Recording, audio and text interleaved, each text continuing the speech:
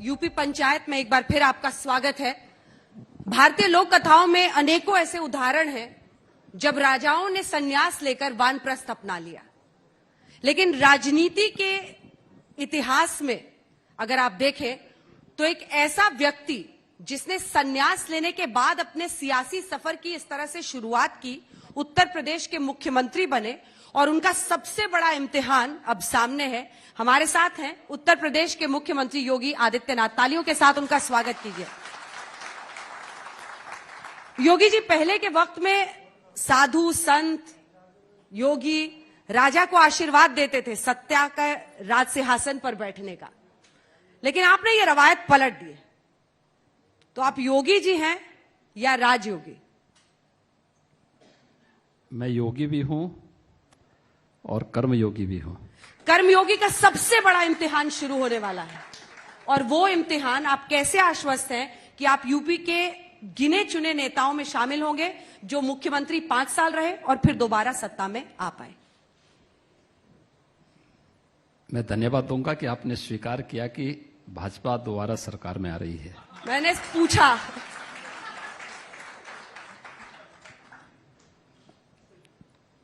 और आपकी ये बात सच होगी। मैंने पूछा है सर, स्पिन मत दीजिए योगी जी। आपके मुंह से शब्द निकले हैं और मैं मानता हूं ये सच होगा। देखिए, आपके लिए ये चुनाव अग्नि परीक्षा हो सकती है हम लोगों की दृष्टि से,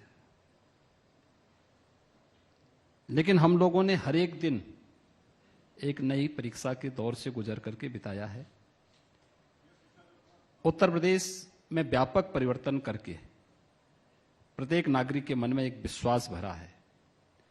ये विश्वास जो आदरणीय प्रधानमंत्री जी के नेतृत्व में देश के अंदर भरा गया है और प्रत्येक नागरिक तक दशकों से जिन योजनाओं का लाभ नहीं पहुंचा, उन योजनाओं को पहुंचाने, उत्तर प्रदेश के परसेप्शन को चेंज करके उसकी पहचान को वापस दिलाने में जो सफलता प्राप्त की है, उत्तर प्रदेश में भारतीय जनता पार्टी फिर से पूर्ण बहुमत के साथ 2017 के इतिहास को दोहराएगी। कोई संदेह इसमें होना नहीं चाहिए। और मैं इस बात को मान सकता हूं कि अब तक के जितने चुनाव हुए हैं, हमारे लिए जो सबसे कठिन चैलेंज था वो 2019 का लगता था, जब देश में सभी राजनीतिक विश्लेषकों ने, मीडिया ने, सबने बोल दिया था कि यूपी का एक महागठबंधन हुआ है। उस समय परिणाम सबके सामने थे।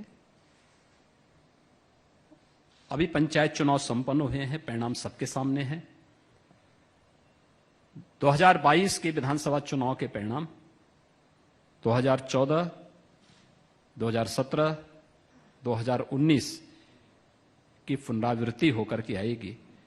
उत्तर प्रदेश की जनता जनार्दन का आशीर्वाद भारतीय जनता पार्टी को ही प्राप्त होने वाला है। योगी जी, 5 साल के शासन को अगर हम 10-10 ओवर के क्रिकेट मैच के हिसाब से देखें तो ऐसा लग रहा है जैसे स्लॉग ओवर की बैटिंग आपकी शुरू हो गई है। चौके छक्के लग रहे हैं, शिलान्यास हो रहा है, फीते कट रहे हैं, सारी चीजों ने। तो ये 4.5 साल निर्णायक होंगे या आखिर के 6 महीने के आधार पर वोट होंगे? देखिए, ऐसा नहीं है कि हम लोग उद्घाटन और शिलान्यास अभी कर रहे हैं। ये तो हमारी लगातार चल रहे हैं, पहले दिन से चल रहे हैं। हमारी सरकार आई थी, हम लोगों ने किसानों का कर्ज माफी किया था और 86 लाख किसानों का 36,000 करोड़ रुपए का कर्ज माफी के कार्यक्रम के साथ हम जनता के बीच गए थे। इसके बाद अलग अलग स्टेजेस में हम लोगों ने लोगों को शासन की सुविधाओं का लाभ देकर के फिर विकास के कार्यक्रमों को आगे बढ़ाया था। क्या ये वही प्रदेश है? देखिए, केंद्र सरकार ने बहुत सारी ऐसी योजनाएं घोषित की थी जिनको उत्तर प्रदेश में लागू किया जा सकता था। जैसे 2 अक्टूबर 2014 को प्रधानमंत्री जी ने स्वच्छ भारत मिशन की घोषणा की थी। स्वच्छ भारत मिशन के अंतर्गत हर एक व्यक्ति को यह संदेह था कि यह मिशन की सफलता उत्तर प्रदेश पे निर्भर करती है। उत्तर प्रदेश में अगर सफलता मिलेगी, उत्तर प्रदेश में सफल हुआ तो देश के अंदर ये सफल होगा, क्योंकि सर्वाधिक लोग शौचालयों से वंचित उत्तर प्रदेश के अंदर थे। पहले 2.5 वर्ष का कार्यकाल व्यतीत हो गया, उत्तर प्रदेश के अंदर जो सरकार थी वह कुल 43 लाख शौचालय भी नहीं बना पाई थी। अगले 1 वर्ष 1.5 वर्ष के दौरान हमारी सरकार को 2,61,00,000 शौचालय बनाने थे। हम लोगों ने एक बृहद अभियान चलाया, राजमिस्त्रियों की ट्रेनिंग करवाई, स्वेच्छाग्रहियों को गांव-गांव में तैनात किया, इसे एक जन आंदोलन के रूप में लिया और 1 वर्ष के अंदर हम लोगों ने 2,61,00,000 शौचालय बनाए। ये वही प्रदेश है जहां पर पहले तमाम तबके के लोग ऐसे थे जिनके पास अपना आवास नहीं था। एक बड़ी आबादी थी। आखिर इन 4 वर्षों के दौरान बिना भेदभाव के 40 लाख लोगों को एक आवास मिला है। 1,21,000 से अधिक मजरे ऐसे थे जहां पर विद्युत पहुंची नहीं थी। आजादी के बाद कभी नहीं पहुंची थी। वहां पर न केवल भारत सरकार के सहयोग से विद्युत इंफ्रास्ट्रक्चर को हम लोगों ने स्थापित किया, बल्कि 1,38,00,000 से अधिक लोगों को निःशुल्क विद्युत कनेक्शन भी उपलब्ध करवाए। उनके घर में रोशनी जलने को मिली। उत्तर प्रदेश के अंदर इससे बड़ी परीक्षा दूसरी नहीं हो सकती है। इस सदी की सबसे बड़ी महामारी का सामना दुनिया कर रही है, भारत भी कर रहा है और उत्तर प्रदेश भी कर रहा है। और उत्तर प्रदेश के अंदर आप लोगों ने इस बात को देखा होगा कि जनवरी 2017 के पहले या मार्च 2017 के पहले उत्तर प्रदेश के अंदर भूख से मौत की खबरें आती थी। कुशीनगर हो, महाराजगंज हो या फिर अन्य जनपदों में मुसहर जाति के लोग, कहीं पर अन्य कोई ट्राइब्स या कोई ऐसी घुमंतु जातियां भूख से मरती थी। मैं दावे के साथ कह सकता हूं, मार्च 2017 के बाद एक भी व्यक्ति भूख से उत्तर प्रदेश के अंदर नहीं मरा है। और यही उत्तर प्रदेश है, अगर आप 2012 से 2017 के बीच का देखेंगे, एवरेज उत्तर प्रदेश के अंदर तीसरे चौथे दिन एक बड़ा दंगा होता था, एक बड़ा दंगा होता था। और उस दंगे के कारण, भाई दंगा होगा तो इस पक्ष का मरेगा तो उस पक्ष का भी मरेगा, क्षति इस पक्ष की होगी तो उस पक्ष की भी होगी, नुकसान बराबर होता था। लेकिन पेशेवर दंगाइयों को सत्ता का संरक्षण प्राप्त होता था। और मैं कह सकता हूं, हमारी सरकार 19 सितंबर को 4.5 वर्ष का कार्यकाल पूरा करेगी। इन 4.5 वर्षों में एक भी दंगा उत्तर प्रदेश के अंदर नहीं हुआ है। एक चेंज, उत्तर प्रदेश का जो परसेप्शन चेंज करके दिया है, इसने निवेश को यहां बढ़ावा दिया है। निवेशक आए, उन्होंने यहां पे निवेश किया, उद्योग लगाए। वह निवेश हमारे लिए यहां के युवाओं को रोजगार देने का एक माध्यम बना। आज यहां का युवा रोजगार प्राप्त कर रहा है, हर क्षेत्र में आगे बढ़ रहा है और बेहतरीन तरीके से वह, आज आप, ये डाटा मेरे नहीं है, आप भारत सरकार के उन डाटा को देखें, देश की सबसे बड़ी आबादी का राज्य यूपी है, लेकिन बेरोजगारी का रेट देश के अंदर सबसे कम कहीं है तो उत्तर प्रदेश के अंदर है। ये उत्तर प्रदेश के अंदर ही संभव हो सकता है, ये हम लोगों ने करके दिखाया। योगी जी, और इसी बात को आगे ले जाते हुए आपसे कुछ देर पहले अखिलेश यादव जी मंच पर थे, उन्होंने आपकी इन तमाम बातों को झुठला दिया। उन्होंने एक सिरे से ये कहा, और मैं उन्हें कोट करना चाहूंगी, उन्होंने कहा कि बीजेपी हमेशा झूठ बोलती है। बेरोजगारी के मामले में उत्तर प्रदेश नंबर 1 है, कुपोषण के मामले में उत्तर प्रदेश नंबर 1 है, भूखमरी से मरने वाले मौत के आंकड़ों में उत्तर प्रदेश नंबर 1 है। आपकी सरकार ने एक भी बिजली का प्लांट नहीं लगाया, आपकी सरकार ने किसानों की कर्ज माफी नहीं की, आपने सिर्फ शिलान्यास अपने नाम किए हैं, अभी तक उद्घाटन नहीं कर पाए किसी भी चीजों का। 4.5 साल का वक्त था आपके पास। और खास तौर पे उन्होंने पूर्वांचल एक्सप्रेस वे का नाम लिया। उन्होंने कहा कि कुछ चीजों का क्रेडिट ये सिर्फ सरकार लेती है, शिलान्यास हमने किए, काम हमने किए, उद्घाटन करने योगी जी पहुंच गए। देखिए, वो सच बोल रहे हैं कि हमने कहा था कि रामलला हम आएंगे, मंदिर वहीं बनाएंगे, ये हम ही ने कहा था। और हमने कितना सच किया है। आज जब अयोध्या में राम जन्मभूमि के भव्य मंदिर निर्माण का कार्य शुभारंभ हो चुका है, उनके अब्बा जान तो कहते थे कि हम परिंदा भी पर नहीं मारने देंगे। उन्होंने कहा कि वो आपसे भी बड़े हिंदू हैं। इसीलिए मैं कह रहा हूं, मैं एक एक करके आ रहा हूं। सच कौन है और झूठ कौन है, ये दुनिया जान रही है। हमने 1990 में भी कहा था कि जहां रामलला विराजमान है वो राम जन्मभूमि है, वहां भव्य मंदिर का निर्माण होना चाहिए। इन लोगों ने तब स्वीकार नहीं किया, तब राम भक्तों पर गोली चलाई। हमने तब भी जो बात कही थी, हम आज भी उस पर अडिग थे। आज अयोध्या में भव्य राम मंदिर का निर्माण का कार्य प्रारंभ हो चुका है। अगले 3 वर्ष के अंदर आप देखेंगे भव्य राम मंदिर दुनिया के सामने आएगा। एक दूसरा, किसानों का कर्ज माफ हुआ है या नहीं हुआ है, यह हर व्यक्ति जानता है। 86 लाख किसानों का कर्ज माफी का कार्यक्रम, हो सकता है कि उनके माननीय सांसद और विधायकों को इतनी फुर्सत न मिली हो, लेकिन भारतीय जनता पार्टी का एक एक सांसद और विधायक अपने हाथों से वह सर्टिफिकेट एक एक तहसील और विकासखंड स्तर पर कैंप लगा करके वितरित किया है, और यह प्रदेश के अंदर हुआ है। पूर्वांचल एक्सप्रेसवे समाजवादी पार्टी के बेईमानी और भ्रष्टाचार का एक जीवंत स्मारक बनने जा रहा था। 340 किलोमीटर लंबा इस एक्सप्रेसवे के निर्माण के लिए जिन्होंने उस समय बिड्स जारी की थी, वह थी 15,000 करोड़ रुपए का।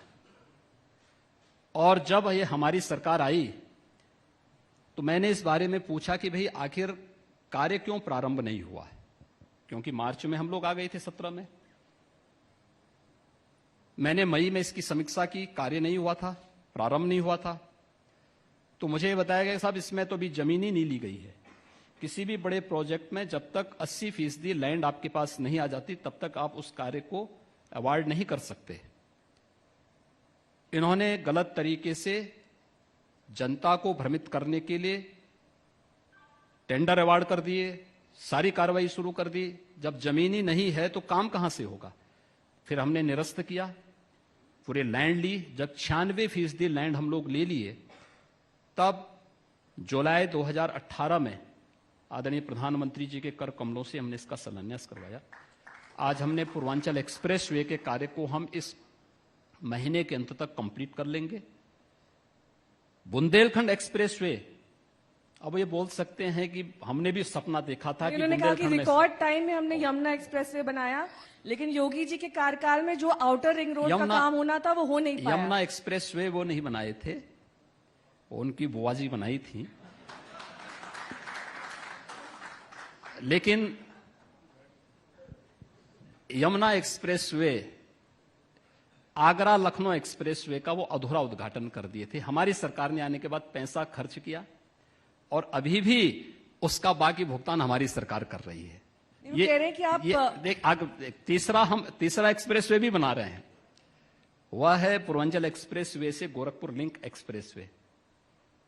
चौथा भी हम बना रहे हैं, गंगा एक्सप्रेसवे। इसमें भी कुछ बोल सकते हैं कि हमने भी एक सपना देखा था कि ये होना चाहिए, लेकिन इंप्लीमेंट करने की ताकत नहीं थी। हम में ताकत थी, हमने उसको इंप्लीमेंट भी कर लिया है।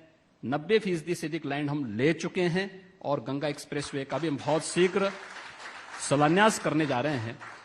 ये भी हम करने जा रहे हैं। इसके अलावा मार्च 2017 के पहले उत्तर प्रदेश का एक भी सिटी मेट्रो से नहीं जुड़ा था। ये भी मैं आपको बता दूं, आज हमारी 4 सिटी मेट्रो से जुड़ी हैं। 2 को हम नवंबर 21 तक कानपुर और आगरा में भी मेट्रो का संचालन कर लेंगे। हमारा कार्य युद्ध स्तर पर चल रहा है। हम इस कार्यक्रम को भी तेजी के साथ आगे बढ़ाने का कार्य कर रहे हैं। देश का पहला वाटरवे हल्दिया वाराणसी के बीच में हम चालू कर चुके हैं और कोरोना के दौरान हम लोगों ने तमाम प्रकार की अपने प्रदेश के किसानों के द्वारा उत्पादित सब्जियों को और फलों का हम लोगों ने यहां से एक्सपोर्ट भी किया है और भी अन्य कार्यों में हम उसका उपयोग कर रहे हैं। ये सभी कार्य उत्तर प्रदेश के अंदर हुए हैं। प्रदेश के अंदर अन्य तमाम मुद्दों पर देखिए, सपना देखना तो अच्छी बात है, उन्होंने 400 का सपना देखा है सर। अच्छी बात है। तो मेरी भाई, सहयोगी ने मुझसे सवाल भी किया। मुझे देख करके आश्चर्य हो रहा है कि उन्होंने 500 क्यों नहीं कह दिया। सीटें ही 403 है। ओह, मैं वही कह रहा हूं ना कि योगी जी- 500 कैसे नहीं कह दिए, क्योंकि जब बोलना ही है तो कुछ भी बोल सकते हैं। और आपकी दूसरा, नीयत पर सवाल उठाया। उन्होंने कहा कि वो जो भी मैनिफेस्टो लाते हैं वो दरअसल मनीफेस्टो होता है। ऐसी योजनाओं की शुरुआत की जाती है जिसमें सरकार पैसा बना सके। देखिए, पूर्वांचल एक्सप्रेस वे 15,000 करोड़ रुपए में लोग बना रहे थे, हम लोग उसी को 11,000 करोड़ रुपए में बना रहे हैं। ये 4,000 करोड़ रुपए कहां जा रहा था? ये पूछा जाना चाहिए, 4,000 करोड़ रुपए कहां जा रहा था ये? और ये 2016 के बजाय हम 2018 में बना रहे, 2 वर्ष के बाद हमारा कार्य प्रारंभ हुआ था। ये चीजें दिखाती हैं कि इन लोगों ने उत्तर प्रदेश की जनता के साथ कितना बड़ा धोखा किया था। उत्तर प्रदेश के नौजवानों के सामने पहचान का एक संकट खड़ा हो गया था। और तो और मैं अखिलेश जी से पूछना चाहता हूं, उनका संसदीय क्षेत्र आजमगढ़ है और आजमगढ़ की जनता बेचारी धोखे में पड़ गई। अगर एक अच्छे भोजपुरी कलाकार निरुआ को वहां पर चुनाव जिताई होती तो आजमगढ़ विकास के पथ पर आगे बढ़ा होता। आप मुझे बताइए, आजमगढ़ की जनता ने अपने सांसद का शकल पहले और दूसरे कोरोना कालखंड में कभी देखा? नहीं देखा होगा। आपने देखा होगा। यानी यह समय है जब संकट के समय अगर नेता अपने जनता के बीच में नहीं है तो फिर नेता कैसे? ये सब सेल्फ क्वारंटीन में थे, निकलने की फुर्सत नहीं थी। कल हमारी सरकार का अन्न वितरण का एक बृहद अभियान था, तो वो भी दिखाने के लिए कि हम भी हैं, तो अपनी एक BMW साइकिल लेकर के निकल पड़े थे कुछ देर कर पिकनिक के लिए। तो पिकनिक मना करके आप प्रदेश की जनता को भ्रमित नहीं कर पाएंगे। प्रदेश की जनता आपके सभी कारनामों को जानती है। सपना देखना बुरा नहीं है, वो आपका अधिकार है, लेकिन आप जो है उत्तर प्रदेश की जनता आपको समय आने पे ये भी सर जवाब आप लोगों दे ने देगी। प्रथा बड़ी अच्छी शुरू कर दी है। अभी भी आप कांग्रेस से, समाजवादी पार्टी से ही सवाल पूछते रहिए। नहीं, मैं सत्ता किसी से आपका प्रश्न है, नहीं सर। पूछ रहा हूं। पिछले प्रश्न में एक बड़ा मुद्दा छूट गया, आपको याद है या मैं याद दिला दूं? बेरोजगारी। बेरोजगारी के सवाल पर रामलला हम आएंगे मंदिर वहीं बनाएंगे जवाब नहीं हो सकता है योगी जी। ये कहा जाता है कि जितना जमीन पर काम हो नहीं हो, आप लोगों के दिमाग पर सही काम कर लेते हैं। मुस्कुरा मुस्कुरा कर योगी जी आज मंच से लोगों को कन्विंस कर देंगे कि मैं ही सर्वश्रेष्ठ। अब सवाल ये है मैंने कि ये बड़े नहीं कहा सारे मैं फ्रंट, सर्वश्रेष्ठ हूं। बड़े सारे फ्रंट खुले हुए हैं सर, कोविड से लेकर किसान, बहुत सारे, और आप कह रहे हैं 300+। कैसे होगा? 300+ वैसे होगा जैसे आपके मुंह से निकला है।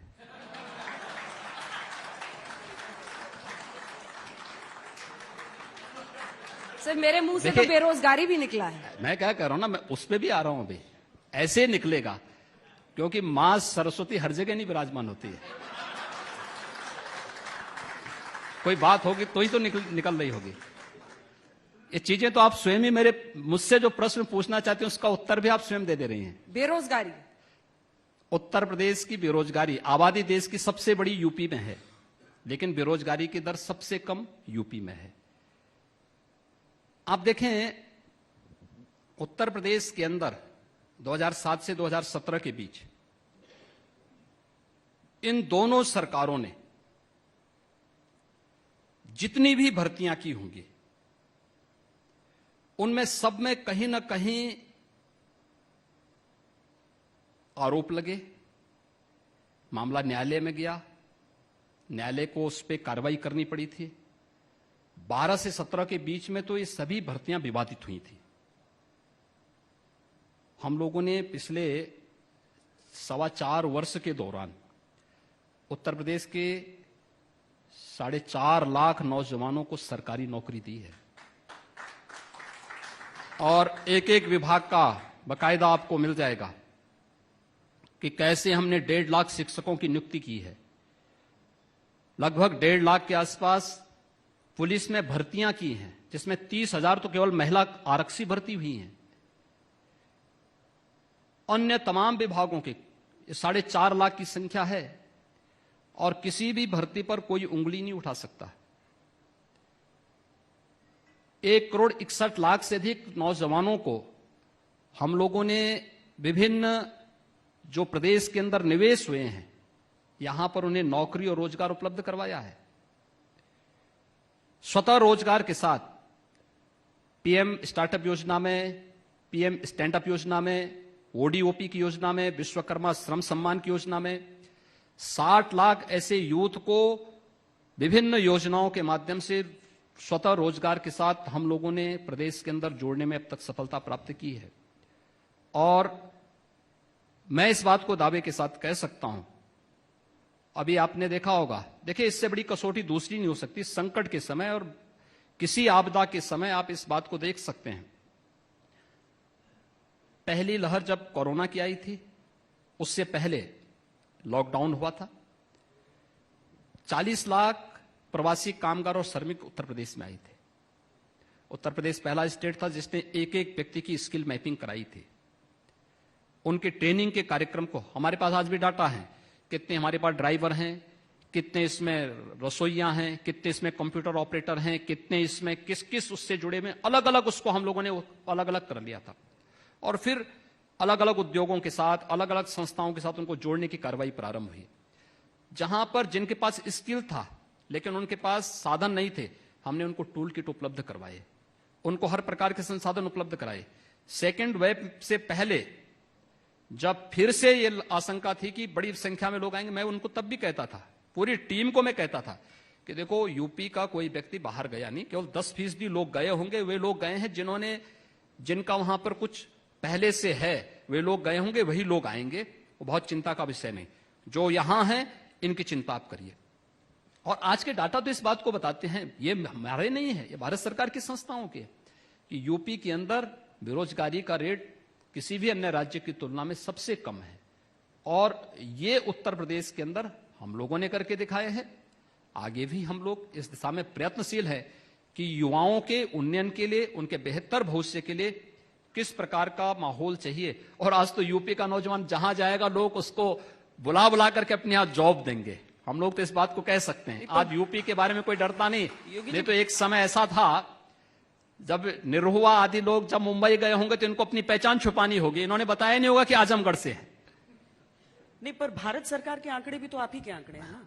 नहीं, देखिए भारत सरकार की अपनी एजेंसी है, हमारी स्टेट की एजेंसी नहीं होती। पर सवाल उठाने वाले तो यही सवाल उठा लेते हैं कि वो आंकड़े देखिए वो आंकड़े एक प्रक्रिया के तहत वहां जाते हैं, स्टेट गवर्नमेंट के माध्यम से नहीं जाते हैं। उनके अपने डाटा होते हैं, उनकी अपनी प्रक्रिया होती है और उस प्रक्रिया के तहत सारी चीजें सामने आती हैं। योगी जी, बेरोजगारी आपने कहा है कि डील किया जा रहा है, उसे सबसे अच्छे से यूपी ने किया, हाईवेज आपका, सब कुछ आपका, फिर क्यों चुनावों की आहट आते ही जनसंख्या नियंत्रण का मुद्दा उठता है, धर्मांतरण का कानून आता है, लव जिहाद का आता है?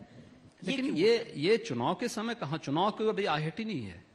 यूपी की आहट तो बहुत पहले से आ जाती है। नहीं, मैं यही कह रहा हूं ना, ये तो हमारी प्रक्रिया के हिस्से हैं। 5 साल यही करते। ये पहली बार नहीं हुआ है, देखिए पहली बार थोड़े हुआ है। मैं ये जानना चाहता हूं कि आखिर ये चीज हम पहली बार तो किए नहीं है। आप इस बात को स्वीकार कर रहे होंगे कि धर्मांतरण या लव जिहाद से जुड़े हुए जो मुद्दे हैं हमारे, देखिए छल छद्म और धोखे से कोई किसी के साथ किसी प्रकार का वो ना करे, लेकिन उसके परिणाम सामने आ रहे हैं, एक एक करके मामले खुलते जा रहे हैं। और अभी कितने बड़े गैंग को हम लोगों ने पर्दाफाश किया, हमारी एजेंसियों ने पर्दाफाश किया है, जिसमें एक साथ आपने देखा होगा कि 25 राज्यों में उनके जाल फैले हुए हैं। और टारगेट किसको उन्होंने किया था? मूक बधिर बच्चों को।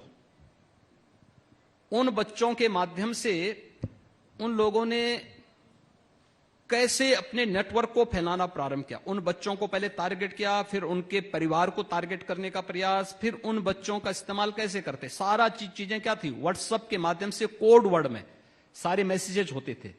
और फिर उनका इस्तेमाल कहीं सुसाइड स्क्वाड के रूप में जाकर के एक उस दस्ते के रूप में उनका दुरुपयोग करने का था। हमारी एजेंसियों ने किया। अगर मैं धर्मांतरण पर रोक लगाने संबंधी उस प्रकार का कानून प्रदेश के अंदर नहीं बनाया होता तो अब तक तो हमारी इस कार्रवाई के लोग बोले होते कि देखिए साहब, ये तो जो है हम लोग एक किसी वर्ग विशेष को परेशान करने के लिए कर रहे हैं।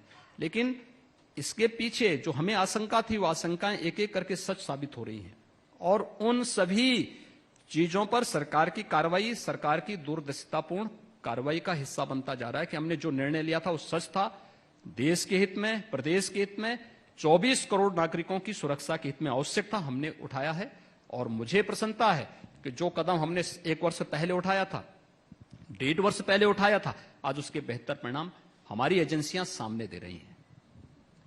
योगी जी, क्योंकि जाति जनगणना का जिक्र हुआ, सब इस मुद्दे को लेकर अपनी अपनी राजनीति चमका रहे हैं। अब नीतीश जी भी मांग कर बैठे हैं कि जाति जनगणना, उन्होंने इसके लिए समर्थन दिया है। कहीं ना कहीं इसको लेकर एक नया विवाद, एक नए तरीके की हवा उत्तर प्रदेश की राजनीति में। देखिए, ये उत्तर प्रदेश की राजनीति का इससे कोई लेना देना नहीं है। भारत सरकार की यहां जो जनगणना का एक अपना एक अलग ही प्रोग्राम उनका चलता है और लगभग हर 10 वर्ष के बाद ये जनगणना की प्रक्रिया प्रारंभ होती है। उसकी अपनी एक सुनिश्चित प्रक्रिया है। उस प्रक्रिया के तहत यह कार्यक्रम अपना भारत सरकार के संरक्षण में, उनके मार्गदर्शन में चलता होगा, चलेगा। उसमें राज्यों से सुझाव मांगे जाएंगे तो राज्य देगा, अन्यथा पहले से उस तय प्रक्रिया, उस तय प्रक्रिया के तहत ये चीजें आगे बढ़ेंगी। जो बड़ी बड़ी चुनौतियां हैं उस पर अब जरा आ जाते हैं। और कोविड पर हालांकि आपने पहले जिक्र किया और आपके कई मंत्री भी दिन भर आए हैं, सब पीठ थपथपा रहे हैं, ऑस्ट्रेलिया की भी प्रशंसा की बात कर रहे हैं। लेकिन एक तस्वीर थी जिसने पूरे देश को, विश्व को विचलित किया, और वो थी गंगा की लहरों पर लाशों का दिखना। फिर खबर आई कि सरकारी टीम ने उनको रेत में वहां पर कवर अप ऑपरेशंस का आरोप लगा आपकी सरकार पर। आपकी नींद उड़ी? देखिए, कोविड से या नॉन कोविड से होने वाली हर मौत दुखद है। मौत हमेशा दुखद होती है। जब हम कोविड की बात करते हैं तो हमें इस बात को मानना पड़ेगा कि यह इस सदी की सबसे बड़ी महामारी है और महामारी की तुलना हम एक सामान्य बीमारी से, सामान्य फ्लू से नहीं कर सकते।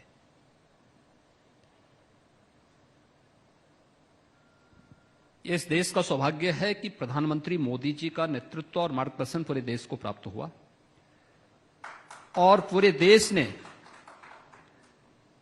जिस मजबूती के साथ कोरोना के खिलाफ लड़ाई लड़ी है, मुझे लगता है कि चंद संस्थाएं न स्वीकार करें, लेकिन दुनिया इसको स्वीकार कर रही है।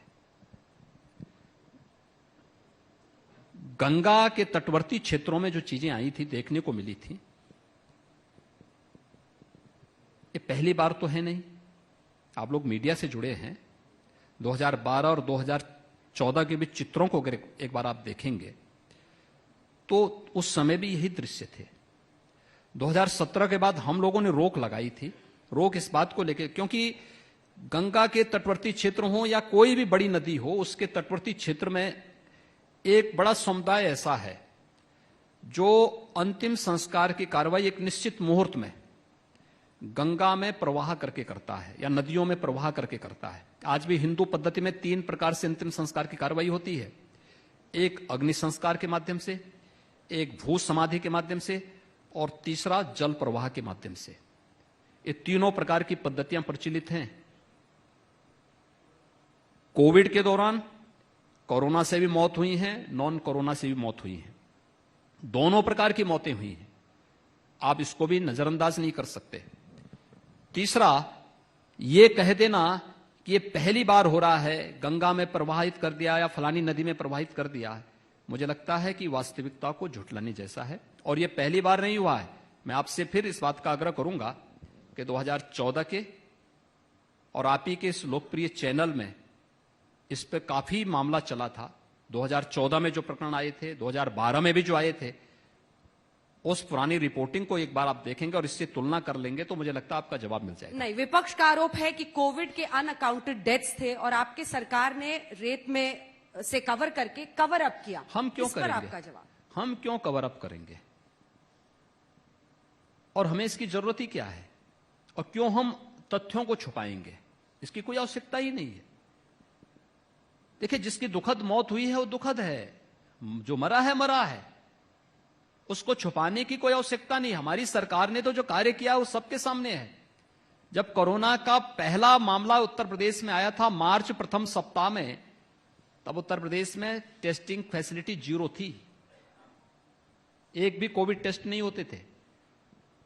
और जब दूसरी लहर आई थी तब हम 4 लाख टेस्ट प्रतिदिन कर रहे थे। यह क्या हमारी उपलब्धि नहीं? जिस समय आगरा के वे व्यापारी जो इटली से आए थे और वे कोरोना की चपेट में आए थे, कोरोना का संक्रमण उनके साथ वहीं से आया था, उनको एडमिट करने की बात हुई थी तो हमारे पास एक भी आइसोलेशन के बेड्स नहीं थे। हमारी टीम प्रशिक्षित नहीं थी। हमें उन्हें सुरक्षित अपने एएलएस के माध्यम से सफदरजंग दिल्ली भेजना पड़ा था। आज मैं कह सकता हूं हमारे पास 2 लाख बेड्स मौजूद हैं कोविड उपचार के लिए। ये उत्तर प्रदेश के अंदर ही हम लोगों ने किया और एक एक टेस्ट कोविड पोर्टल से जुड़ा हुआ है। कब एडमिट हुआ, कब डिस्चार्ज हुआ, या अगर दुर्भाग्य से दुखद मौत हुई है कब हुई है, उस पोर्टल पे चढ़ता है। कोई उसको नजरअंदाज नहीं कर सकता, कोई गुंजाइश उसमें नहीं है। ये बात वे लोग कहते हैं जो पिछले 1.5 साल से कभी घर के बाहर नहीं निकले हैं। वो तो इधर माहौल थोड़ा ठीक हो गया तो फिर पिकनिक के लिए, साइकिल सवारी करने के लिए निकल पड़ते हैं, अन्यथा कोई इसमें दम नहीं। हमने जो कुछ किया है पूरी ईमानदारी के साथ किया, पूरी प्रतिबद्धता के साथ किया और अपनी नैतिक जवाबदेही के साथ जनता के प्रति, जनता जनार्दन के प्रति जो हमारे दायित्व थे उस दायित्व को निर्वहन करने के लिए पर हम योगी लोगों जी, ने किया। क्या कोविड को 2 हिस्सों में बांटकर आप देख सकते हैं? पहली लहर के समय आपने कहा, और वो सारी चीजें सबने देखी थी, आप ऐसे मुख्यमंत्री थे जो सड़क पर उतरते थे। लेकिन दूसरी लहर जब आई है तब जो कहा गया था कि ऑक्सीजन प्लांट्स राज्य सरकारों को भी लगा लेने चाहिए, वो अधिकतर राज्यों में नहीं नजर आया था। क्या वो चंद दिन कोरोना के, उत्तर प्रदेश की आबादी कई कई देशों से बहुत ज्यादा है और यहां का मैनेजमेंट और ज्यादा कठिन था, लेकिन क्या कम से कम उन कुछ हफ्तों के दायरे में भी आपके मन में एक अफसोस हुआ कि शायद तैयारियां कम पड़ रही हैं? देखिए, मैंने कहा ना कि हम महामारी को फेस कर रहे थे, किसी सामान्य फ्लू को नहीं। एक और मैं इस चीज का अंदाजा तब भी लगा सकता हूं जब उन परिस्थितियों को फेस करते करते मेरा पूरी टीम इन्फेक्ट हो गई थी। मेरा पूरा कार्यालय इसकी चपेट में आ गया था। हमारे चीफ सेक्रेटरी, हमारे डीजीपी, ये सब इसकी चपेट में आ गए थे। उन परिस्थितियों में भी हम लोगों ने अपने दायित्वों को विस्मृत नहीं किया, हम अपने आप को हॉस्पिटलाइज नहीं किए। तब भी, उस दौरान भी मैं भी और मेरी पूरी टीम वर्चुअली जनता से जुड़ी रही और हम लोगों ने एक एक चीज की मैं तब भी समीक्षा लेता था। हां, उस समय अलग बात है, सामान्य दिनों में सुबह से लेकर के देर रात्रि तक हमारा कार्यक्रम चलता है, उस दौरान कम होता था, लेकिन कोविड को फोकस करते हुए हम लोगों ने तब भी अपना अभियान जारी रखा और पूरा प्रयास किया। ऑक्सीजन की किल्लत थी, लेकिन हमें यह भी देखना चाहिए कि कोरोना के सेकेंड वेव के दौरान उत्तर प्रदेश की आबादी है 24 करोड़। 24 करोड़ की आबादी को ऑक्सीजन प्राप्त हो रही थी 700 मीट्रिक टन और दिल्ली की आबादी है 1.25 करोड़ और दिल्ली को ऑक्सीजन प्राप्त हो रही थी 800 मीट्रिक टन। यानी 1.25 करोड़ की आबादी में 800 मीट्रिक टन ऑक्सीजन की आपूर्ति और 700 मीट्रिक टन की यानी ऑक्सीजन हम 24 करोड़ जनता को उसकी आपूर्ति करके प्रयास किया जा रहा था कि हर एक व्यक्ति तक ऑक्सीजन पहुंचे, क्योंकि हम लोगों ने हर एक हॉस्पिटल की ऑडिट करवानी शुरू कर दी थी। जिसको दिल्ली सरकार ने ऑडिट करने से इनकार कर दिया था। वो भाग खड़े हुए। जैसे ऑडिट की बात भारत सरकार ने कही, दिल्ली की सरकार उससे पीछे हट गई और उसकी ऑक्सीजन की डिमांड अपने आप कम होती गई। यूपी पहले दिन से इस कार्यक्रम के साथ जुड़ा हुआ था। हम लोगों ने पहले दिन से अपनी ऑक्सीजन की ऑडिट कराई और उन लोगों के खिलाफ भी हम लोगों ने कार्रवाई की जो इसके नाम पर उस समय ब्लैकमेलिंग कर रहे थे। मुझे मालूम है यहां लखनऊ में भी कुछ हॉस्पिटल थे। एक हॉस्पिटल ने जारी किया कि साहब हमारे पास केवल 2 घंटे की ऑक्सीजन बाकी है। मैं स्वयं कोरोना पॉजिटिव था, लेकिन मैंने जैसे देखा, मैंने तत्काल जिला प्रशासन से कहा, मैंने कहा भी देखो वहां पे ऑक्सीजन की कमी हो गई, ऑक्सीजन भेजो, वहां पे कहीं व्यवस्था करो। टीम गई, उन्होंने कहा साहब हमने ऑक्सीजन इनको कल दिया था, पेशेंट कितने हैं ये सही बता नहीं रहे। हमने यहां के जिला प्रशासन, मैंने कहा पीपी किट पहन करके अंदर जाओ। जिलाधिकारी पीपी किट पहन करके अंदर गए, पेशेंट 4, सिलेंडर 60, और उसके बाद कहते हैं कि साहब हमारे, मैंने कहा इसको सील करो, ये पेशेंट दूसरी जगह इनको भेजो। इस प्रकार के भी वाकये हमारे सामने थे और ये लोग ज्यादा नेगेटिविटी, ये लोग ज्यादा पैदा कर रहे थे। दूसरा, कुछ ऐसे वक्तव्य कि इस कारण से जो है कोरोना फैल रहा है और फलाने को जो है इसमें हत्या के मामले में वांछित करो, ये बड़े वैसे यानी हल्के वक्तव्य जो आ रहे थे, नेगेटिव वक्तव्य आ रहे थे, नकारात्मक जो वक्तव्य आ रहे थे, स्थिति को उसने ज्यादा पैनिक की। जिस व्यक्ति को ऑक्सीजन की आवश्यकता नहीं थी वह भी हॉस्पिटल की तरफ दौड़ रहा था। जो बेचारा जरूरतमंद था, ऑक्सीजन की आपूर्ति सेकेंड वेव में ज्यादा आवश्यकता पड़ी, ज्यादा लोग इन्फेक्ट हो रहे थे, और इसीलिए हम लोगों ने उस दौरान उत्तर प्रदेश ने जो मॉडल खड़ा किया, जिसको WHO ने भी स्वीकारा, वह था कि निगरानी समितियों के माध्यम से मेडिसिन किट हर एक लक्षण युक्त व्यक्ति तक पहुंचा देना। और हमारा यह मॉडल सफल रहा, आज भी सफल है। जिसकी आप जो बता रहे थे कि यहां पे लोग पीठ थपथपा रहे थे, पीठ थपथपा नहीं रहे थे। यूपी के उस मॉडल को ऑस्ट्रेलिया ने भी आपने खुद ही कहा सर कि ऑक्सीजन कम मिला आपको दिल्ली के अनुपात कम नहीं किया, पर मोदी जी थे तो आपने बोला ही नहीं कुछ। नहीं, मैं क्या कह रहा हूं, मैं उसी पे आ रहा हूं जिसको सबने सराहा है और हम लोग आभारी हैं प्रधानमंत्री जी के। पहली बार हुआ जब देश के अंदर ऑक्सीजन की आपूर्ति एयरफोर्स के विमानों के माध्यम से, ऑक्सीजन स्पेशल एक्सप्रेस के माध्यम से हुई, एक जिसने उस संकट के समय में एक संबल का काम हमारे साथ किया। दूसरा काम, ऑक्सीजन प्लांट लगाने की कार्रवाई। उत्तर प्रदेश में वर्तमान में 552 ऑक्सीजन प्लांट लग रहे हैं, जिनमें से हम लोग लगभग 300 के आसपास अब तक अलग अलग हॉस्पिटल में स्थापित कर चुके हैं और शेष अलग अलग प्रक्रिया के तहत ये स्थापित हो रहे हैं। और हम लोग इसमें पीएम केयर से सर्वाधिक हमें मिले हैं, कुछ राज्य सरकार अपने स्तर से लगा रही है, और शेष ऑक्सीजन प्लांट CSR से हमें अलग अलग संस्थाओं के द्वारा भी दिए गए हैं। इस सभी हम लोग ऑक्सीजन आत्मनिर्भरता की तरफ उत्तर प्रदेश तेजी के साथ आगे बढ़ रहा है।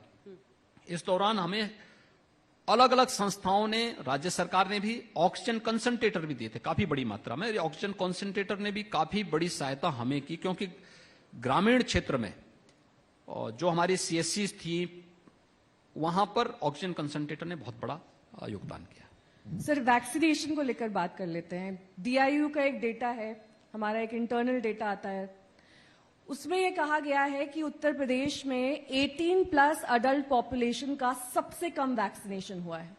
पूरे देश के लिहाज से अगर देखा जाए सिर्फ 6%। ऐसा क्यों हुआ है और उस एस्पेक्ट पर आपकी सरकार क्या काम कर रही? दूसरा सवाल ये, अखिलेश जी यहां पर थे, उन्होंने कहा कि उन्होंने अभी तक वैक्सीन नहीं लगवाई। उन्होंने एक सार्वजनिक मंच पर इस बात को माना कि वो मोदी जी की वैक्सीन नहीं लगवाएंगे, और अगर ये मोदी जी की वैक्सीन नहीं तो योगी जी खुद अपनी तस्वीर क्यों नहीं लगवा लेते हैं सर्टिफिकेट? नहीं, मैं तो वैक्सीन दोनों डोज ले लिया।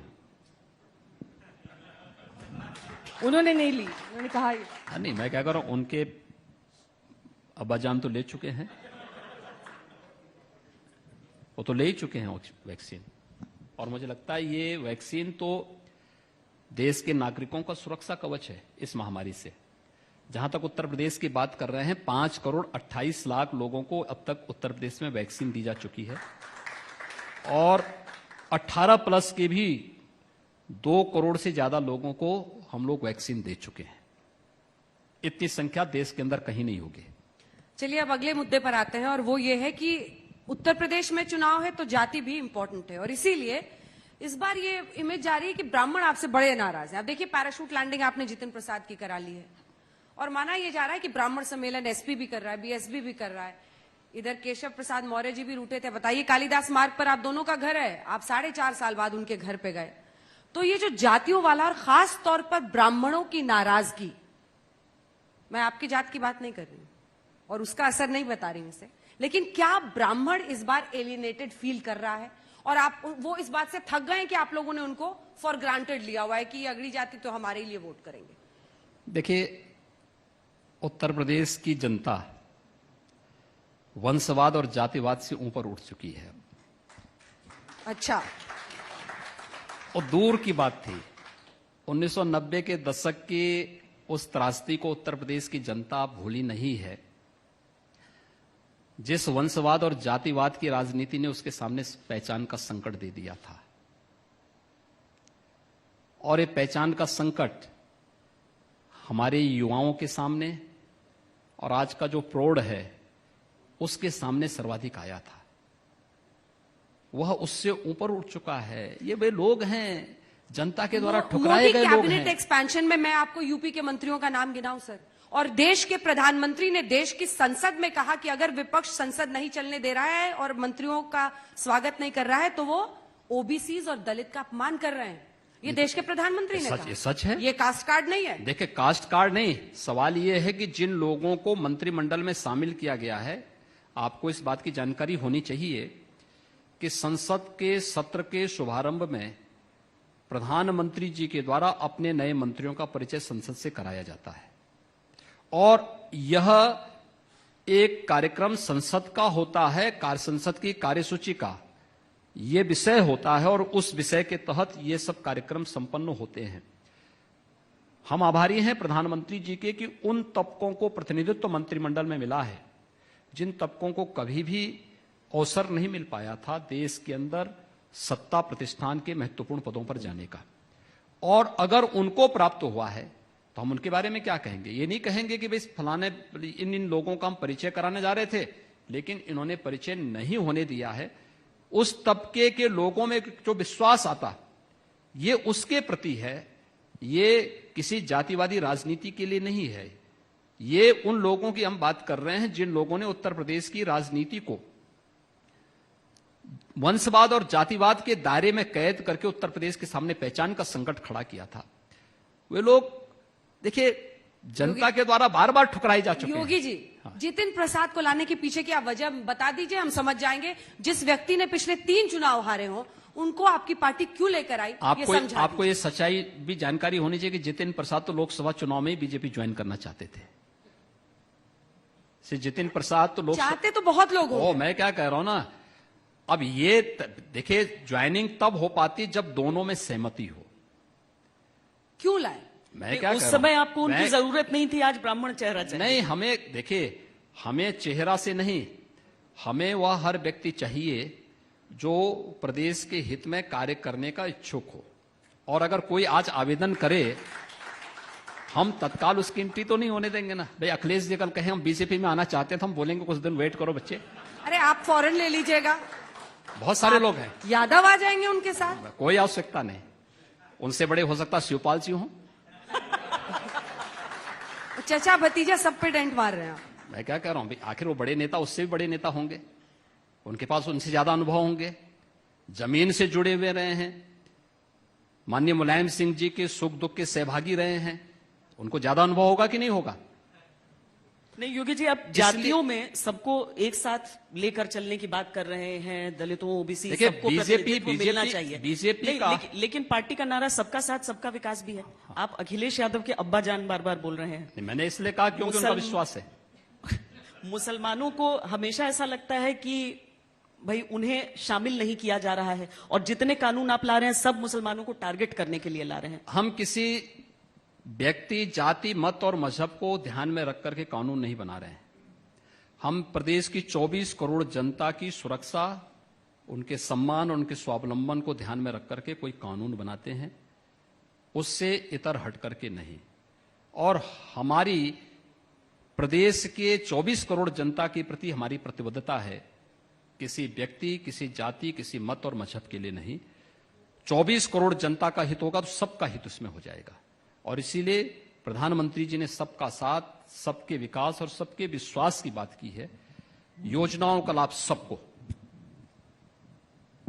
आप आवास योजना का लाभ देखिए, 17% मुस्लिम आबादी है यूपी के अंदर, और योजनाओं का लाभ उनको 32 से लेकर 35% तक मिला है। क्या हमने रोका किसी का लाभ? किसी का नहीं। कानूनों के निशाने पर तो लग रहा है। कानून के नहीं। अब देखिए, अगर कोई तोड़फोड़ करेगा, आगजनी करेगा, तो क्या हम आरती उतारेंगे? कानून उसके लिए बनाया जाता है जो कानून के राज को मानता नहीं। उसके लिए तो कहीं ना कहीं दंड प्रक्रिया उसी के लिए बनाई जाती है। इसलिए कानून उस व्यवस्था के लिए बनाए गए हैं, किसी का उत्पीड़न करने के लिए नहीं। हर व्यक्ति को न्याय की कसौटी पर न्याय शब्द बोलने से नहीं, जमीनी धरातल पर वह दिखाई भी दे। और इसलिए आज मुझे कोरोना कालखंड में तमाम मुस्लिम धर्मगुरुओं के साथ संवाद करने का अवसर प्राप्त हुआ है। और मैं इस बात को कहता हूं, और हर व्यक्ति स्वीकार करता है कि साहब, दंगे नहीं हो रहे हैं तो हम भी सुरक्षित हैं, उनकी प्रॉपर्टी भी सुरक्षित है। अन्यथा होता क्या था? कोई ना प्रॉपर्टी सुरक्षित होती थी, ना बहन बेटियां सुरक्षित होती थी, कोई भी सुरक्षित नहीं था। आज हर व्यक्ति सुरक्षित है ना। तो आपका तरीका वही चलेगा, लॉ एंड ऑर्डर में, कानून में, गाड़ी यूं ही पलटेगी? देखिए, प्रदेश में 24 करोड़ जनता के सुरक्षा सम्मान के लिए कानून का राज कैसे स्थापित होगा, ये एजेंसियां तय करेंगी और उसके अनुसार ही उसको आगे बढ़ाएंगे भी। क्या निर्देश है आपका उनको? गाड़ी पलटती जाए? देखिए, एक्सीडेंट हो सकता है, इसमें कौन दो रहा है? देखिए, इसमें कहीं कोई एक्सीडेंट किसी का भी हो सकता है। क्या बात कर रहे हैं? कैसे हम इस चीज को कहते हैं? अखिलेश जी बोले कि टॉप 10 माफियाओं की अगर लिस्ट बनाई जाए, एक सूची तैयार की जाए, सबसे ज्यादा किस पार्टी में होंगे, ये किसी से छुपा हुआ नहीं है। आपकी ओर साफ तौर पर इशारा। ठीक ही बोल रहे हैं। और ये तो जनता जानती है, ये तो गांव गांव का एक एक बच्चा जानता है। देखिए, बीजेपी का एक कार्यकर्ता जाएगा, जनप्रतिनिधि जाएगा, जनता उसको बड़े सम्मान की दृष्टि से देखता है, शरीफ है, ईमानदार है, और उससे मूल्यों, आदर्शों की बात करेगी। लेकिन मैं एक बात बताऊं, क्या समाजवादी पार्टी के किसी जनप्रतिनिधि या किसी नेता के साथ एक कॉमन मैन का व्यवहार यही रहेगा? कभी नहीं रहेगा। उसको मालूम है उसकी प्रवृत्ति क्या है। आप उम्मीद ही नहीं कर सकते हैं कि वह कहीं जाए और कहीं तोड़फोड़ और आगजनी न करे, कहीं लूटपाट न करे। ये उनकी प्रवृत्ति का हिस्सा है। इसलिए वो ठीक बोल रहे हैं। वो कह रहे बुलडोजर संस्कृति तो आपकी है। तो बुलडोजर संस्कृति इसलिए जिसने जबरन कब्जा किया है, तो वहां पे क्या हम मनोहार करेंगे? बुलडोजर वहां चल रहा है जहां चलना चाहिए, और जो उसका हकदार है वहां बुलडोजर भी चलाया गया है, चलाया जा रहा है। एक सवाल सर, छोटा सा। राजभर जी आपसे बहुत नाराज चल रहे हैं। आप इतना सभ्य तरीके से, सौम्य तरीके से मुस्कुरा मुस्कुरा कर बातें करते हैं, उन्हें क्यों नहीं मना पा रहे हैं? मैं तो मंत्रिमंडल में सबसे वही मुस्कुरा के बात करता हूं, ऐसे ही बात करता हूं, इससे अलग हट के बात करता ही नहीं हूं। अब हो सकता है मंत्रिमंडल में आने पे बहुत सारे लोगों के एजेंडे बदलने शुरू होते हैं, तो हमें भी थोड़ा बदल करके बात करनी पड़ती है। जी, कानून व्यवस्था पर ही अगला सवाल है। देखिए, सवालों की बौछार अब जल्दी जल्दी होगी क्योंकि वक्त खत्म हो रहा है। आपने विकास दुबे एनकाउंटर पे तो कहा कि एक्सीडेंट किसी का हो सकता है, लेकिन आपकी सरकार ने देश में बेटियों को बड़ा मायूस किया उन्नाव और हाथरस कांड से, और इसीलिए इन दोनों पर बड़े गंभीर सवाल के साथ मैं आपके सामने हूं।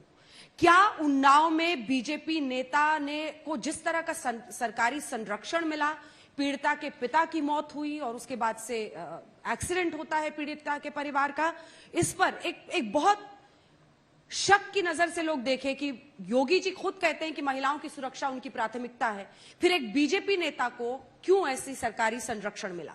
हाथरस में पुलिस बर्बरता की ऐसी मिसाल दिखी जिसने सबकी आंखों को नम कर दिया। रातों रात बेटी का जबरन अंतिम संस्कार करना और बाद में कहना कानून व्यवस्था के लिए यह किया गया। मां को अंतिम हक अदा करने का वक्त। देखिए, मुझे लगता है कि आप तोड़ मरोड़ करके प्रस्तुत कर रहे हैं दोनों मुद्दों पे। उन्नाव के मामले में कार्रवाई सरकार ने की थी, ये मेरी सरकार ने उन्नाव में भी कार्रवाई की, हाथरस में भी कार्रवाई की। जितनी कार्रवाई हमने की वही सीबीआई आगे बढ़ा रही। सीबीआई उसके बाद एक भी कदम आगे नहीं बढ़ पाई और कहीं भी जबरन नहीं किया गया, न उन्नाव में न हाथरस में। ये सच्चाई सामने आनी चाहिए। मामला न्यायालय में है, देर सवेर सच्चाई सामने आएगी। जिन लोगों ने जिस प्रकार के कृत्य किए होंगे, मुझे लगता है कि एक समय के बाद उनको अपने कृत्यों पर जरूर पश्चाताप होगा। सर, आपके एडीजी प्रश्न चिन्ह खड़ा कर रहे थे घटना पर। सीबीआई ने फिर रेप का केस इसे माना। लड़की के बयान क्या? देखिए, हमारी सरकार ने उस समय भी जो बात कही थी और जो कार्रवाई उस समय भी हुई थी, हम लोगों ने तब भी इस बात को कहा। सीबीआई को हमने रिफर किया मामला, गिरफ्तारी हमने की और तब भी हमने इस बात को कहा कि अगर इनको लगता है कि यूपी में इनको न्याय नहीं मिल सकता तो यूपी के बाहर इस मामले को भेजा जाना चाहिए। मामला दिल्ली में चल रहा है, न्यायालय की प्रोसीडिंग का पार्ट है। हमें इस समय बोलना भी नहीं चाहिए इस मामले में, क्योंकि एजेंसियां उसमें काम कर रही हैं और सब जुडिस मामले में बहुत ज्यादा हम लोगों को इस प्रकार की चर्चा का विषय और मीडिया ट्रायल का विषय नहीं बनाना चाहिए इसको, क्योंकि न्यायालय को निष्पक्ष तरीके से उस पूरे मामले की तह में जाने का पूरा अधिकार है और उसको जाकर के दूध का दूध, पानी का पानी सबके सामने आना चाहिए, क्योंकि हर एक बेटी और हर बहन को सुरक्षा मिलनी चाहिए। ये सरकार इसके प्रति पूरी तरह प्रतिबद्ध है, लेकिन अन्याय किसी के साथ भी नहीं होना चाहिए, ये भी सामने आना चाहिए। योगी जी, किसान आंदोलन, विपक्षी सोच रहे हैं कि यही एक मुद्दा होगा जिसके चारों तरफ किसान आंदोलित होकर जुड़ेंगे और सरकार पूरी तरीके से घिर जाएगी। आपको ऐसा एहसास हो रहा है कि पश्चिमी उत्तर प्रदेश आपके लिए एक बहुत बड़ी समस्या पेश करेगा? जो जाट आपके साथ खड़े थे वो अब नहीं खड़े। देखिए, हमारे साथ एक तो हम जातिवादी राजनीति नहीं करते, मैंने पहले बता दिया है। परिवार मेरा है नहीं, इसलिए पश्चिम उत्तर प्रदेश का हर व्यक्ति इस बात को जानता है कि बीजेपी है तो पश्चिम में भी, पूरब में भी, मध्य में भी और बुंदेलखंड में भी सुरक्षा है। आखिर यही पश्चिमी उत्तर प्रदेश था ना, रोज दंगे होते थे, कभी कोसी कला का, कभी बरेली का, कभी मुरादाबाद का, कभी अलीगढ़ का, कभी सहारनपुर का, कभी मुजफ्फरनगर का। जो लोग किसान आंदोलन को जाति के साथ जोड़ रहे हैं, मुजफ्फरनगर में शहीद हुए उन नौजवानों के साथ वे धोखा नहीं कर रहे हैं क्या? जिनकी निर्मम हत्या हुई थी और उस समय सत्ता प्रतिष्ठान में कौन लोग बैठे हुए थे? क्या मंत्री ने दंगाइयों को बचाए नहीं थे उस सरकार का? पर किसानों के मुद्दे भी तो है ना योगी। मैं क्या कर रहा हूं ना, वही तो मैं आ रहा हूं और किसानों के ही मुद्दे पे मैं चर्चा करने जा रहा हूं अभी। लेकिन पहले इस बारे में कि उसको जाति के साथ किसान आंदोलन को नहीं जोड़ा जाना चाहिए, एक। दूसरा, किसानों के हित के लिए जितना काम पिछले 7 वर्ष के दौरान केंद्र की मोदी सरकार ने किया है, आदरणीय प्रधानमंत्री जी के नेतृत्व में जितना कार्य हुआ है, प्रधानमंत्री फसल बीमा योजना इससे पहले क्यों नहीं लागू हो पाई? प्रधानमंत्री कृषि सिंचाई योजना इससे पहले क्यों नहीं लागू हो पाई? एमएसपी का लाभ, एमएसपी घोषित होना ही नहीं, एमएसपी का लाभ किसान को प्राप्त हो, लागत का 1.5 गुना दाम डीबीटी के माध्यम से किसान के अकाउंट में जाए, ये मोदी जी ने लागू करवाया और बीजेपी की उत्तर प्रदेश की हमारी सरकार ने इसको प्रदेश के अंदर इंप्लीमेंट किया। हर किसान का लाभ मिल रहा है, हर किसान को मिल रहा है। प्रोक्यूरमेंट हमारे आने के पहले, पर गाजीपुर में ही बैठे हैं यूपी। मैं उस पे भी आ रहा हूं। मैं भी 2016, देखिए 2016-17 तो इलेक्शन ईयर था ना। इलेक्शन ईयर में कितना यहां पे गेहूं का प्रोक्यूरमेंट हुआ था मालूम आपको? कुल 6 लाख मीट्रिक टन का, 6 लाख मीट्रिक टन का क्रय हुआ था और वो भी आड़तियों के माध्यम से, किसानों से सीधे नहीं हुआ था। इस साल कोरोना के बावजूद कितना हुआ है? 66 लाख मीट्रिक टन, 6 लाख में और एक किसानों से, सीधे किसानों से हुआ, डीबीटी के माध्यम से पेमेंट किसानों के अकाउंट में किया गया। कोई अंतर ही नहीं। 2007 से लेकर के 2017 के बीच में 95,000 करोड़ रुपए का गन्ना मूल्य का भुगतान होता है। 2017 से 2020-21 के बीच में कितना हुआ है? 1,40,000 करोड़ रुपए का गन्ना मूल्य का भुगतान किया जा चुका है। 7 से लेकर के 2017 के बीच में 21 चीनी मिलें बंद हुई।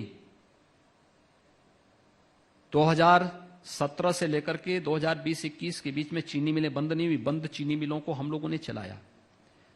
यहां तक कि किसानों के मसीहा कहे जाने वाले चौधरी चरण सिंह जी की कर्म भूमि की रमाला चीनी मिल 30 वर्षों से मांग हो रही थी कि इस चीनी मिल का आधुनिकीकरण होना चाहिए, यहां पे नया प्लांट लगना चाहिए। कोई नहीं कर पाया। तब लोक दल भी सत्ता में आया, सत्ता में था एक पार्टी के साथ में। समाजवादी पार्टी के लोग 4-4 बार सत्ता में रहे हैं। बहुजन समाजवादी पार्टी रही है, उससे पहले कांग्रेस भी थी, कोई नहीं कर पाया। 1980 से मांग हो रही थी। 1980 से लेकर के 89 तक कांग्रेस प्रदेश की सत्ता में थी, देश की भी सत्ता में थी, नहीं कर पाई। हमारी सरकार ने उस चीनी मिल का न केवल पुनरुद्धार किया, उसकी क्षमता को दोगुना करके रमाला में चीनी मिल को हम संचालन कर रहे हैं और बंद चीनी मिलों का हम संचालन कर रहे हैं। किसानों के हित के लिए प्रधानमंत्री किसान सम्मान निधि, ये आजादी के तत्काल बाद प्रारंभ हो सकता था, क्यों नहीं कर पाए लोग? क्योंकि किसान उनके एजेंडे का हिस्सा ही नहीं था। किसान उन्नति करे, उनका ये वही नहीं था, एजेंडा ही नहीं था। ये केंद्र में मोदी जी के नेतृत्व की सरकार ने और प्रदेश में हमारी सरकार ने इसको लागू किया और रिजल्ट देखना है। लेकिन पंचायत चुनाव तो भी हुए हैं ना। राकेश टिकैत आ गए हैं लखनऊ और कह रहे हैं कि लखनऊ को मैं दिल्ली बना दूंगा। तो क्या दिक्कत आ रही है? ये तो प्रमोशन लखनऊ है कर ना, देंगे कह रहे हैं लखनऊ ये का। प्रदेश की राजधानी है, दिल्ली देश की राजधानी है। हमें दिल्ली और लखनऊ में अंतर महसूस करना होगा। यहाँ पर बैठेंगे वो आंदोलन के मैं वही कह रहा हूं ना, ये प्रदेश की राजधानी है ना। आपकी पार्टी तो फोटो ट्वीट कर रही है कि जरा बच के आइयो। हम तो सबको सहयोग करना चाहते हैं, सबका स्वागत करना जानते हैं। आप राकेश टिकैत का स्वागत करेंगे? क्यों नहीं स्वागत तो करेंगे? बातचीत ही करा दीजिए सर फिर सरकार से। किसान आएगा, किसान का स्वागत होगा। कानून के साथ कोई खिलवाड़ होगा तो उस तरीके से भी स्वागत होगा। अरे संभव क्या बात है? क्या दिक्कत है? मतलब कोई समस्या नहीं है। वो यही दूसरा वाला यही स्वागत अंतर कैसे? बता रहे हैं आप, दिल्ली और लखनऊ का अंतर यही मैंने है। क्या कहा ना, दिल्ली है, ये लखनऊ है। हाँ। तो मुझे लगता है इतना दूसरा अंतर वाला तो स्वागत कैसे होता है योगी जी? मैंने कहा ना कि ये अंतर उन सबको भी मालूम होगा जो कहते हैं कि हम लखनऊ को दिल्ली बना देंगे, तो उनको ये भी अंतर मालूम होगा कि ये प्रदेश की राजधानी है, ये देश की राजधानी नहीं है। और प्रदेश की राजधानी में किस प्रकार का चाल चलन होना चाहिए, ये भी उनको जानकारी होनी चाहिए। चलिए कुछ पॉलिटिकल सवाल जल्दी जल्दी कर लेते हैं। ओवैसी जी आपके साथ है या आपके खिलाफ? देखिए, ओबीसी जी बड़े नेता हैं, एक बड़ा जन समुदाय उनके साथ में है और बीजेपी के साथ तो उनका कभी मुझे नहीं लगता है कोई संबंध हो पाएगा। एक दूसरे 36 के का आंकड़ा रहेगा। पूरक हैं आप लोग, एक दूसरे के पूरक हैं सर। देखिए, पूरक हमारे तो सभी हैं, हम तो सभी को पूरक मानते हैं। राजनीति में हम लोग बहुत ज्यादा किसी से बहुत ये नहीं मानते हैं कि हमारा दुश्मन है। जितना वो बाबरी बाबरी करेंगे उतना आपको राम मंदिर सूट करेगा। नहीं, राम मंदिर तो वास्तविकता है। राम मंदिर आज वास्तविकता है, इसको आप कौन झुठला सकता है? हमने जो कहा था 1949 में, 1963 में, 1965 में, 1989 में, 1983 में, 1990 में, 1992 में, आज वही तो हकीकत में आया है। लेकिन 22 तक बन नहीं पाएगा लग रहा है सर, जाकर देखिए, भूमि हमने कहा पूजन, ना, ईंट पूजन। देखिए, कार्य प्रारंभ हो चुका है, कार्य की अपनी प्रक्रिया है। दुनिया का अपने आप में अब तक का आधुनिकतम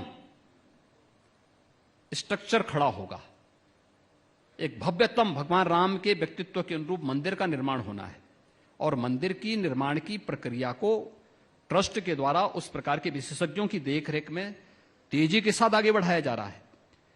तो हमें 500 वर्षों तक इंतजार किया, 5 साल भी इंतजार नहीं कर सकते अब क्या? अच्छा, कैबिनेट एक्सपेंशन का इंतजार कितना है?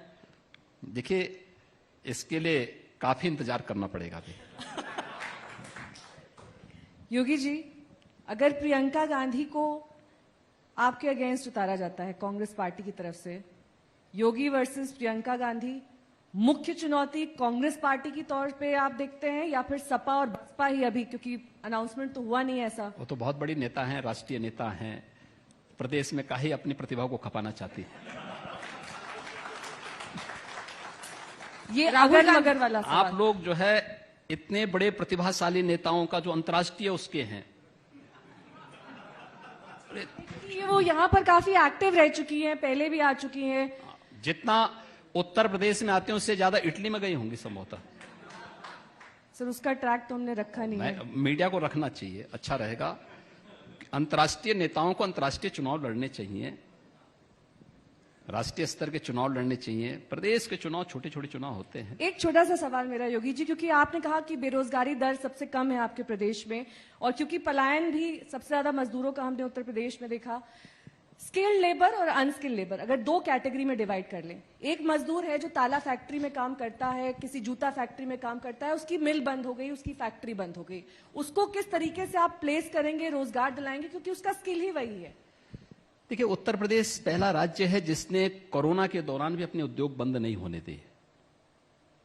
आपको इस सच्चाई को स्वीकार करना चाहिए कि कोरोना की सेकंड वेव के दौरान हमारे सभी उद्योग चले हैं, छोटे हों या बड़े हों।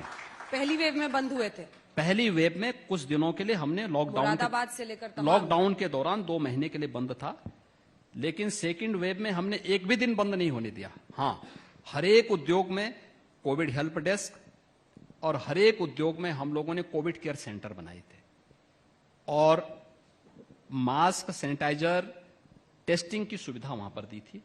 कोई उद्योग बंद नहीं हुआ। एक दूसरा, उत्तर प्रदेश पहला राज्य है जिसने अपने यहां के हर एक लेबर को, वो रजिस्टर्ड हो अनरजिस्टर्ड हो, इन सबको सामाजिक सुरक्षा और स्वास्थ्य की सुरक्षा की गारंटी भी दी है। हमारे यहां जो बटाईदार है, खेत में काम करता है, उसको 5 लाख रुपए की हमने मुख्यमंत्री कृषक दुर्घटना बीमा योजना से आच्छादित किया है। हमारे यहां जितना भी रजिस्टर्ड और अनरजिस्टर्ड श्रमिक है, इन सबको 2 लाख रुपए की सामाजिक सुरक्षा की गारंटी राज्य सरकार ने दिया है।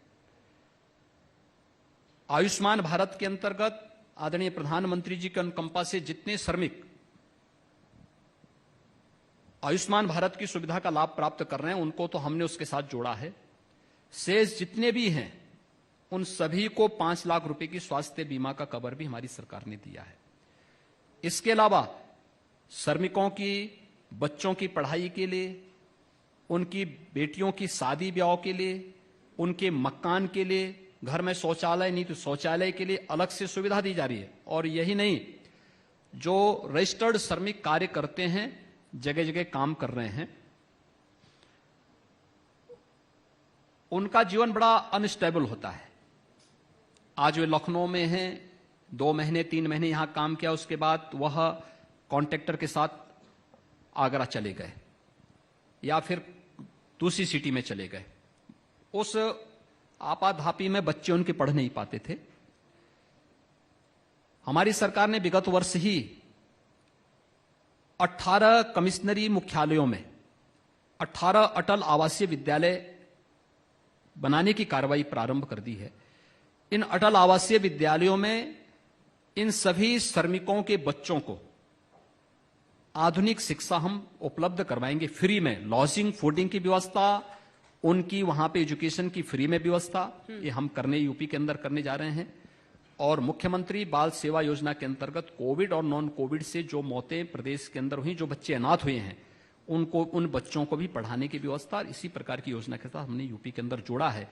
4000 रुपए की प्रति माह एक स्कॉलरशिप भी उन बच्चों को हम लोगों ने स्टेट के अंदर उपलब्ध कराई है। अगला सवाल लॉ एंड ऑर्डर से है, थोड़ा अलग है इससे हटके। योगी जी खुशी दुबे को जानते हैं क्या?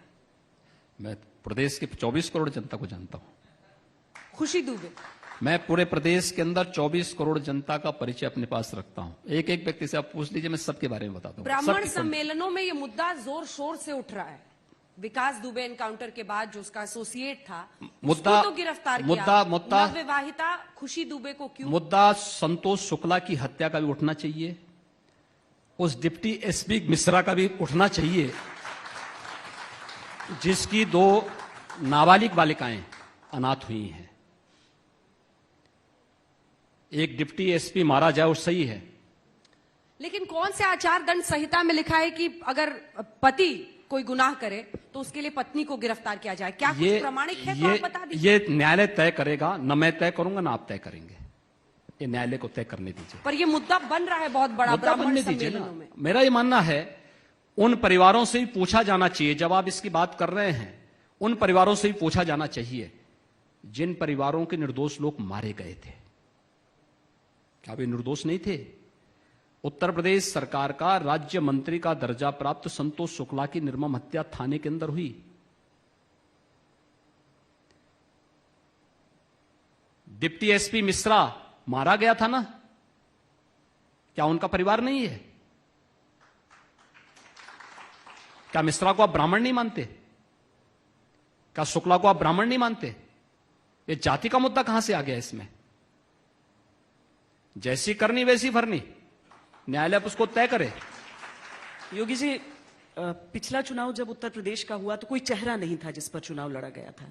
इस बार प्रधानमंत्री मोदी ने बहुत तारीफ आपकी, तो मतलब जहां भी पहुंचते हैं मंच पर तो मतलब नारे गिना तो था आपने मोदी योगी योगी जी। रहता है, लेकिन वाराणसी में गिना साथ था में 6 बार। प्रधानमंत्री भी 6 बार आपका नाम लिया।